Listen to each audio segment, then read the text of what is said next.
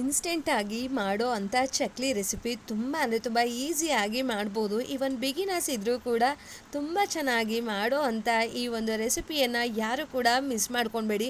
ವಿಡಿಯೋನ ಎಲ್ಲೂ ಕೂಡ ಸ್ಕಿಪ್ ಮಾಡಬೇಡಿ. ಈಸಿ ಮೆಥಡಲ್ಲಿ ಮಾಡ್ಬೋದು. ಕಡಿಮೆ ಇಂಗ್ರೀಡಿಯೆಂಟ್ಸಲ್ಲಿ ತುಂಬ ರುಚಿಯಾಗಿರುತ್ತೆ. ಬಾಯಲ್ಲಿಟ್ಟರೆ ಕರ್ಗೋ ಥರ ಮಾಡೋ ಅಂಥ ಚಕ್ಲಿ ರೆಸಿಪಿ ತುಂಬ ಅಂದರೆ ತುಂಬ ಚೆನ್ನಾಗಿರುತ್ತೆ. ಈ ಕಡಿಮೆ ಇಂಗ್ರೀಡಿಯೆಂಟ್ಸ್ ಅಂತ ಹೇಳ್ಬಿಟ್ಟಿದ್ದೀನಿ. ಸೊ ಅಷ್ಟೇ ಕಡಿಮೆ ಇಂಗ್ರೀಡಿಯೆಂಟ್ಸಲ್ಲಿ ಬನ್ನಿ ಹೇಗೆ ಮಾಡೋದು ನೋಡ್ಕೊಂಡು ಬರೋಣವಾ. ಇಲ್ಲಿ ಮೆಷರಿಂಗಿಗೆ ಅಂತ ಒಂದು ಕಪ್ಪನ್ನು ತೊಗೊಂಡಿದ್ದೀನಿ, ಅಥವಾ ಬೌಲ್ ಬೇಕಾದರೂ ನೀವು ತೊಗೊಳ್ಬೋದು. ನಾನಿಲ್ಲಿ ಮೈದಾ ಹಿಟ್ಟನ್ನು ತೊಗೊಂಡಿದ್ದೀನಿ. ಅಕ್ಕಿ ಮತ್ತು ಮೈದಾ ಹಿಟ್ಟು ಹಾಕಿ ಮಾಡೋ ಅಂಥ ಚಕ್ಲಿ ರೆಸಿಪಿ ಮನೇಲಿರೋವಂಥ ಇಂಗ್ರೀಡಿಯೆಂಟ್ಸ್ ಅಂತಲೇ ಹೇಳ್ಬೋದು. ನಾನಿಲ್ಲಿ 2 ಕಪ್ಪಷ್ಟು ಮೈದಾ ಹಿಟ್ಟನ್ನು ಹಾಕೋತಾ ಇದ್ದೀನಿ. ಮೈದಾ ಹಿಟ್ಟು ಹಾಕಿದ್ರೆ ಹೇಗೆ ಬರುತ್ತೆ ಏನು ಆ ಥರ ಏನು ಅಂದ್ಕೊಳ್ಳೋ ಹಾಗಿಲ್ಲ. ತುಂಬ ಅಂದರೆ ತುಂಬ ಚೆನ್ನಾಗಿ ಬರುತ್ತೆ. 1 ಕಪ್ಪಷ್ಟು ಅಕ್ಕಿ ಹಿಟ್ಟನ್ನು ಹಾಕ್ಕೊಂಡಿದ್ದೀನಿ. 2 ಸ್ಪೂನಷ್ಟು ಬೆಣ್ಣೆ, 1 ಸ್ಪೂನು ಕರಿ ಎಳ್ಳು, ನೀವಿಲ್ಲಿ ಬಿಳಿ ಎಳ್ಳು ಬೇಕಾದರೂ ಹಾಕ್ಕೊಳ್ಬೋದು. 1 ಸ್ಪೂನು ಜೀರಿಗೆ, ರುಚಿಗೆ ಉಪ್ಪು, ಖಾರಕ್ಕೆ ಅಚ್ಚ ಖಾರದ ಪುಡಿ, ಸ್ವಲ್ಪ ಇಂಗು, ಇಷ್ಟನ್ನು ಹಾಕ್ಕೊಂಡು ಡ್ರೈ ಮಿಕ್ಸ್ ಮಾಡ್ಕೊಳ್ಳೋಣ. ಇದಕ್ಕೆ ನೀರು ಏನು ಹಾಕ್ಕೊಳ್ಳೋದು ಬೇಡ. ಬೆಣ್ಣೆ ಆ ಹಿಟ್ಟು ಜೊತೆ ಚೆನ್ನಾಗಿ ಹೊಂದ್ಕೊಬೇಕಾಗತ್ತೆ. ಚೆನ್ನಾಗಿ ಈ ರೀತಿ ಕೈಯಿಂದನೇ ಮಿಕ್ಸ್ ಮಾಡ್ತಾ ಬರೋಣವಾ. ನಮಗಿದು ಹಿಟ್ಟು ಬೆಣ್ಣೆ ಜೊತೆ ಹೊಂದ್ಕೊಂಡ್ಮೇಲೆ ಒಂದು ಶೇಪ್ ಥರ ಬರಬೇಕು ಸ್ನೇಹಿತರೆ. ಕೈಯಲ್ಲಿ ಪ್ರೆಸ್ ಮಾಡಿದ್ರೆ ಶೇಪ್ ಥರ ಬಂದಿದೆ ಅಂದರೆ ಸೊ ಕನ್ಸಿಸ್ಟೆನ್ಸಿ ತುಂಬ ಚೆನ್ನಾಗಿ ಬರ್ತಾ ಇದೆ ಅಂತ ಹೇಳ್ಬಿಟ್ಟು ಇವಾಗ ಸ್ವಲ್ಪನೇ ನೀರನ್ನು ಆ್ಯಡ್ ಮಾಡಿಕೊಂಡು ತುಂಬ ಗಟ್ಟಿಯಾಗಿಯೂ ಕಲಿಸ್ಕೊಳ್ಬಾರ್ದು, ತೆಳುವಾಗಿಯೂ ಕಲಿಸ್ಕೊಳ್ಬಾರ್ದು, ಮೀಡಿಯಮ್ ಆಗಿ ಕಲಿಸ್ಕೊಳ್ಬೇಕಾಗತ್ತೆ. ಆ ಒಂದು ಕನ್ಸಿಸ್ಟೆನ್ಸಿಯನ್ನು ತೋರಿಸ್ತಾ ಹೋಗ್ತೀನಿ. ನೀವು ಮಿಸ್ ಮಾಡದೆ ನೋಡಿ, ಎಲ್ಲೂ ಕೂಡ ಸ್ಕಿಪ್ ಮಾಡಬೇಡಿ. ನೀರನ್ನು ಒಂದೇ ಸಲ ಹಾಕ್ಕೊಳ್ಳೋದು ಬೇಡ, ಸ್ವಲ್ಪನೇ ಹಾಕ್ಕೊಳ್ಳೋಣ. ಒಂದು 10 ನಿಮಿಷ ಒಳಗಡೆ ಈ ಒಂದು ರೆಸಿಪಿ ರೆಡಿ ಆಗಿಬಿಡುತ್ತೆ. ನೋಡಿ, ಈ ಒಂದು ಕನ್ಸಿಸ್ಟೆನ್ಸಿನಲ್ಲಿ ಇದ್ದರೆ ಸಾಕು. ಇದನ್ನು ಚೆನ್ನಾಗಿ ನಾದ್ಕೊಬೇಕಾಗತ್ತೆ.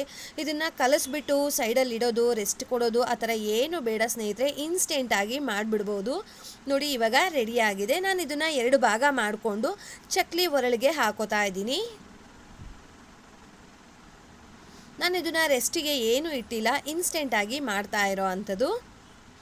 ಚಕ್ಲಿ ಒರಳಿಗೆ ಎಷ್ಟು ಇಡ್ಸುತ್ತೆ ಅಷ್ಟನ್ನು ನೋಡಿಕೊಂಡು ಇನ್ನೂ ಒಂದು ಸಲ ಚೆನ್ನಾಗಿ ನಾದ್ಕೊಂಡು ಹಾಕಬೇಕಾಗತ್ತೆ. ನಾನಿಲ್ಲಿ ಚಿಕ್ಕದಾಗಿರೋ ಅಂಥ ಚಕ್ಲಿ ಒರಳಿನ ಕಣ್ಣನ್ನು ತೊಗೊಂಡಿದ್ದೀನಿ. ಅಂದರೆ ಪ್ಲೇಟ್ ಅಂತ ಬರುತ್ತೆ ಅಲ್ವಾ, ಆ ಪ್ಲೇಟನ್ನು ತೊಗೊಂಡಿದ್ದೀನಿ. ಇದು ಚಿಕ್ಕದಾಗಿ ಬರೋ ಅಂಥದ್ದೇ. ಇನ್ನೊಂದು ಬರುತ್ತೆ ಸ್ವಲ್ಪ ದೊಡ್ಡದಾಗಿರುತ್ತೆ, ಅದು ಬೆಣ್ಣೆ ಮುರ್ಕಿಗೆ ಅಂತ ಅಂದ್ಬಿಟ್ಟು ಹೇಳ್ತೀವಿ. ಸೊ ಇದು ಚಿಕ್ಕದಾಗಿ ಚಕ್ಲಿಗೆ ಅಂತ ಬರೋ ಅಂಥದ್ದು. ಇದಕ್ಕೆ ನೀಟಾಗಿ ಫಿಲ್ ಮಾಡಿಕೊಂಡು ನೀವು ಚಿಕ್ಕದಾಗಿ ಬೇಕಾ ದೊಡ್ಡದಾಗಿ ಬೇಕಾ ಆ ರೀತಿಯಾಗಿ ನೀವು ಇಲ್ಲಿ ಚಕ್ಲಿಯನ್ನು ಒತ್ಕೊಳ್ಬೋದು. ಎಲ್ಲೂ ಕೂಡ ಕಟ್ಟಾಗೋದಿಲ್ಲ. ಚಕ್ಲಿ ತುಂಬ ಚೆನ್ನಾಗಿ ಬರುತ್ತೆ. ಒಂದು 2 ನಿಮಿಷ ಹಿಟ್ಟನ್ನು ನಾದ್ಕೊಬೇಕು ಅಷ್ಟೇ ಸ್ನೇಹಿತರೆ. ನೀವು ನೋಡ್ತಾ ಇದ್ದೀರಾ, ನೀವು ಎಷ್ಟು ದೊಡ್ಡದಾಗಿ ಕೂಡ ಬೇಕಾದರೂ ಚಕ್ಲಿನ ಹಾಕೊಳ್ಬೋದು. ತುಂಬ ಅಂದರೆ ತುಂಬ ಚೆನ್ನಾಗಿ ಬರುತ್ತೆ. ನಾನು ಹೇಳ್ದಾಗೆ ಕನ್ಸಿಸ್ಟೆನ್ಸಿ ಒಂದು ಕರೆಕ್ಟಾಗಿರಬೇಕು ಮತ್ತು ಚೆನ್ನಾಗಿ ನಾದ್ಕೊಂಡಿರಬೇಕು. 2 ಇಂಗ್ರೀಡಿಯೆಂಟ್ಸು ನೀವು ನೋಡಿದ ಹಾಗೆ ಮೈದಾ ಹಿಟ್ಟು ಮತ್ತು ಅಕ್ಕಿ ಹಿಟ್ಟಿಂದ ಮಾಡಿರೋ ಅಂಥ ಚಕ್ಲಿ ಎಷ್ಟು ಚೆನ್ನಾಗಿ ಬಂದಿದೆ ಅಂತ. ಸೊ ಇದೇ ರೀತಿಯಾಗಿ ಚಕ್ಲಿಯನ್ನು ರೆಡಿ ಮಾಡಿಕೊಂಡು ಎಣ್ಣೆನ ಮೀಡಿಯಮ್ ಫ್ಲೇಮ್ನಲ್ಲಿ ಬಿಸಿ ಮಾಡ್ಕೊಂಡಿದ್ದೀನಿ. ಪೂರ್ತಿ ಐ ಫ್ಲೇಮ್ನಲ್ಲೂ ಬಿಸಿ ಮಾಡ್ಕೊಳ್ಳೋದು ಬೇಡ. ಈ ಚಕ್ಲಿ ಅಂತೂ ಬೇಗ ಅಂದರೆ ಬೇಗನೆ ಬೆಂದುಬಿಟ್ಟಿರುತ್ತೆ. ನಮಗೆ ಈ ಬಬಲ್ಸು ಕಡಿಮೆ ಆಗ್ತಾ ಬರುತ್ತೆ ಸ್ನೇಹಿತರೆ, ಆವಾಗ ಚೆನ್ನಾಗಿ ಬೆಂದಿದೆ ಅಂತ ಹೇಳ್ಬಿಟ್ಟು ಎಣ್ಣೆಯಲ್ಲಿ ಆದಷ್ಟು ಐ ಫ್ಲೇಮ್ನಲ್ಲಿ ಇಟ್ಕೊಂಡು ಯಾವುದೇ ಕಾರಣಕ್ಕೂ ಚಕ್ಲಿನ ಫ್ರೈ ಮಾಡಬಾರ್ದು. ಮೀಡಿಯಮ್ ಫ್ಲೇಮ್ಗಿಂತ ಸ್ವಲ್ಪ ಕಡಿಮೆ ಇದ್ರೂ ಏನೂ ತೊಂದರೆ ಆಗೋದಿಲ್ಲ. ನೋಡಿ, 2 ಕಡೆನೂ ಚೆನ್ನಾಗಿ ಫ್ರೈ ಮಾಡ್ಕೊಳ್ಳೋಣ. ಚಕ್ಲಿನಲ್ಲಿ ನಮಗೇನು ಅಷ್ಟು ಕಲರ್ ಚೇಂಜ್ ಆಗೋದಿಲ್ಲ, ಚೇಂಜ್ ಆಗುತ್ತೆ ಬಟ್ ತುಂಬ ಚೇಂಜ್ ಆಗೋದಿಲ್ಲ. ನೋಡಿ, ಇವಾಗ ಬಬಲ್ಸ್ ಎಲ್ಲ ಕಡಿಮೆ ಆಗಿದೆ. ಇವಾಗ ಚಕ್ಲಿ ರೆಡಿ ಆಗಿದೆ. ಇವಾಗ ಎಣ್ಣೆಯಿಂದ ಸಪ್ರೇಟ್ ಮಾಡ್ಕೊಂಬಿಡೋಣ.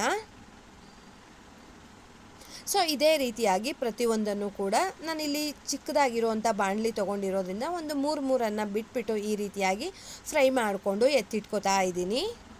ನೀವು ದೊಡ್ಡದಾಗಿರುವಂಥ ಬಾಣಲಿ ತೊಗೊಂಡ್ರೆ ಒಂದು ಸಲಿಗೆ 6 ಅಥವಾ 8 ಈ ರೀತಿಯಾಗಿ ಹಾಕ್ಕೊಳ್ಬೋದು. ನೋಡಿ ಇದು ಕೂಡ ಚೆನ್ನಾಗಿ ಫ್ರೈ ಆಗಿದೆ. ಇವಾಗ ಸಪ್ರೇಟ್ ಮಾಡ್ಕೊಂಡಿದ್ದೀನಿ.